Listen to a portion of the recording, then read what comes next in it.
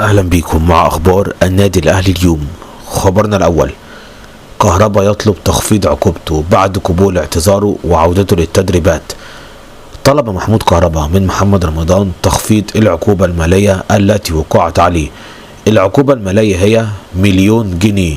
طلب كهربا تخفيضها إلى نص مليون جنيه، وذلك بعد قبول اعتذاره وعودته من جديد للتدريبات، وبالتالي كهربا يسعى الآن لتخفيض عقوبته المالية. خبرنا الثاني: تعرف على أول رد فعل من كهربا بعد قبول الأهلي اعتذاره ورسالة لإمام عاشور. نشر كهربا العديد من المنشورات على حسابه الرسمي على السوشيال ميديا. أعاد كهربا نشر الفيديو اللي نشره الأهلي أثناء دخوله برفقة كولر للتدريبات، ووجه رسالة لعمر كمال عبد الواحد وقال له: أخويا الطيب ابن الأصول، وللشناوي أخويا القائد، والعمر السلية أبو ليلى.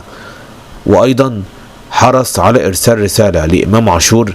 نشر أغنية الصحاب مش بالكلام في أغنية قبل أن ينشر ستوري آخر قال فيه: أخويا السند.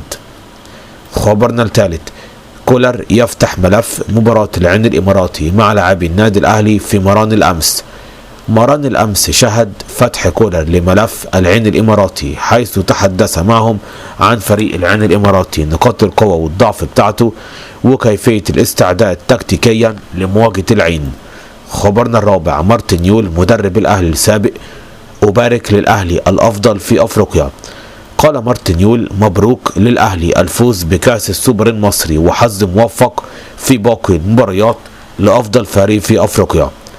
خبرنا الخامس: تعرف على رد فعل شيكابالا بعد عقوبة الإيقاف من جانب الاتحاد الأفريقي.